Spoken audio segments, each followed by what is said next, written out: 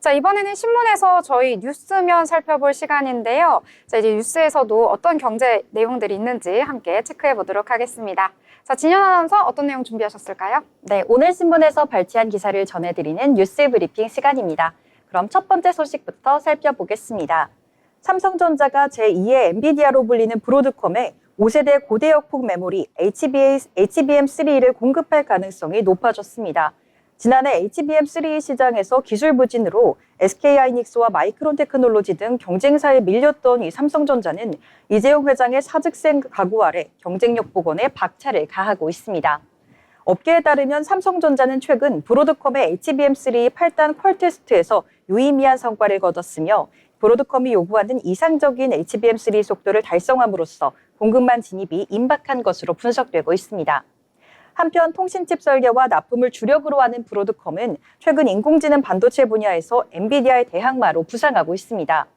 구글, 메타 등 글로벌 빅테크 기업들이 AI 데이터 센터용 칩 설계 사업을 확대하면서 엔비디아 의존도를 낮추려는 움직임과 맞물려 이번 삼성전자의 공급 진입이 더욱더 주목받고 있습니다. 삼성전자는 엔비디아에 HBM3 개선 제품 샘플을 공급하며 퀄테스트 통과를 노리고 있다고 전했는데요. 전영현 부회장은 고객 피드백을 반영해 제품 경쟁력 향상에 만전을 기하고 있다고 밝혔으며 젠슨왕 엔비디아 CEO 역시 이 삼성전자의 참여에 기대감을 표명했습니다.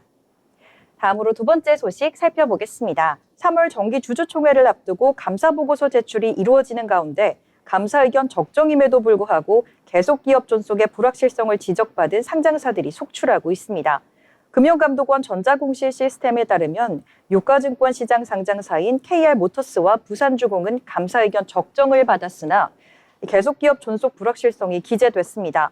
코스닥 상장사인 삼화전자공업, 수성웹툰, 원팩, 엑스플러스와 나노브릭, 한송나노텍, 네오텍, 그리고 텔콩 RF제약과 비츠로시스, 코이즈 등도 유사한 상황입니다.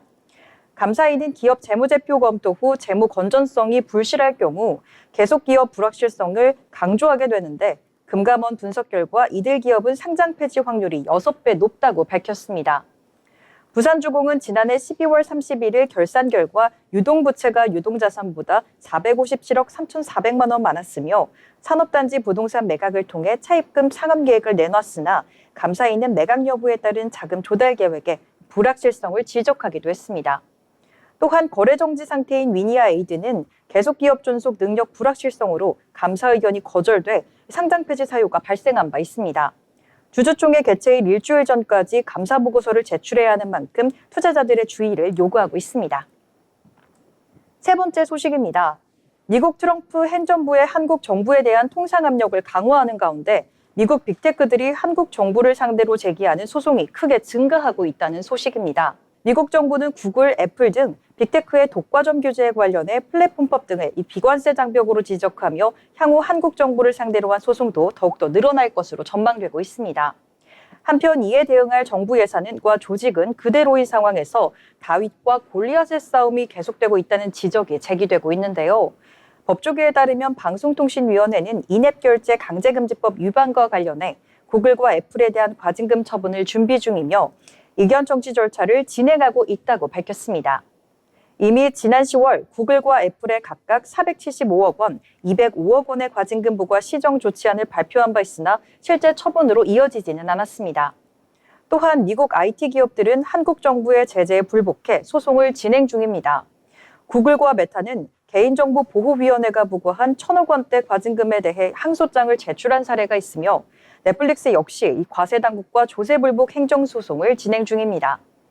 더욱이 트럼프 대통령이 다음 달 2일부터 한국에 상호관세를 부과하겠다고 예고하면서 양국 경제 현안이 뜨거운 감자로 부각될 가능성이 더욱더 커지고 있습니다. 다음 소식 살펴보겠습니다. 최근 빅테크가 주도하는 양자 컴퓨터 개발 전쟁에 엔비디아도 뛰어들었습니다. 2달 전 젠슨왕 CEO가 양자 컴퓨터 상용화에 20년이 걸릴 것이라고 전망한 것과 달리 구글 등 경쟁사들이 잇따라 연구 성과를 내놓자 전략을 전환한 것으로 풀이됩니다. 엔비디아는 19일 미국 보스턴에 엔비디아 가속 양자 연구센터를 설립해 양자 컴퓨팅 발전을 위한 기술 제공에 나설 것이라고 발표했습니다. 엔비디아 가속 양자 연구센터는 올해 하반기부터 본격 연구에 들어가며 하버드대 양자 이니셔티브, 매사추세츠 공대 엔지니어링 양자 시스템 등과 공동 연구를 진행할 계획입니다. 또한 퀀티넘, 퀀텀 머신, 큐에라 컴퓨팅 등 양자 컴퓨팅 기업에도 참여할 예정이며 엔비디아는 소프트웨어 플랫폼 쿠다큐와 AI 가속기 GB200, MVL 렉스케일 시스템을 공동 연구자에게 제공하기로 했습니다. 양자 컴퓨팅은 일반 컴퓨터로 수천 년이 걸리는 계산을 몇 초 안에 수행할 수 있는 기술로 신약 및 재료 개발 등 다양한 분야의 이 문제 해결에 기여할 것으로 기대되고 있는데요. 한편 젠수당 CEO는 이날 삼성전자가 주문형 반도체와 메모리를 결합하는 데 탁월하다며 엔비디아 블랙의 울트라용 고대역폭 메모리 제조 참여를 기대하는 뜻도 밝혔습니다. 마지막 소식 살펴보겠습니다. 현지 시간 19일 CBS 뉴스는 관광 관련 통계를 분석하는 투어리즘 이코노믹스의 최근 보고서를 인용해 올해 미국을 찾는 외국인 관광객 수가 전년 대비 5% 이상 감소할 것이라고 보도했습니다. 주요 원인으로는 캐나다, 중국, 멕시코와 유럽연합과의 무역 갈등 심화와 기타 요인들이 지적됐는데요. 특히 캐나다에서의 여행객 수 감소가 두드러질 것으로 예상되며 올해 미국을 방문하는 캐나다인 수는 15% 감소할 것으로 전망하고 있습니다. 트럼프 행정부 출범 이후 양국 간의 관계가 냉랭해져 캐나다에서는 미국산 와인을 대형마트에서 철수시키는 등 불매 운동이 확산되고 있습니다. 또한 캐나다에서 미국으로 향하는 여행은 큰 폭으로 줄어들었고 2월에는 국경을 넘는 자동차 여행객 수가 24% 줄어든 것으로 나타났는데요. 투어리즘 이코노믹스 대표는 캐나다인들이 미국 대신 카브리해 라틴 아메리카로 향할 것이라고 내다봤습니다. 또한 유럽에서도 미국으로 향하는 관광객 수가 감소할 것으로 전망됩니다. 트럼프 대통령의 발언과 무역 갈등으로 반미 감정이 커졌고 미국 경제의 불확실성 또한 이 관광 산업에 영향을 미치고 있어 주요 항공사들은 올해 수익 전망을 낮춰잡고 있습니다. 이상 뉴스 브리핑 전해드렸습니다. 네, 여러 가지 뉴스들 잘 정리를 해주셨습니다. 특히 최근 들어서 반도체에 대한 이야기 꾸준히 나오고 있는데요. 또 오늘 전해주신 내용 중에서는 이 브로드컴과 삼성전자의 협력, 이러한 뉴스가 전해졌습니다. 이제 새롭게 엔비디아의 대항마로 부상하고 있는 브로드컴, 어떻게 또 협력을 하면서 삼성전자 주가에도 영향을 줄지 이 부분도 앞으로 체크해 보시면 좋을 것 같습니다.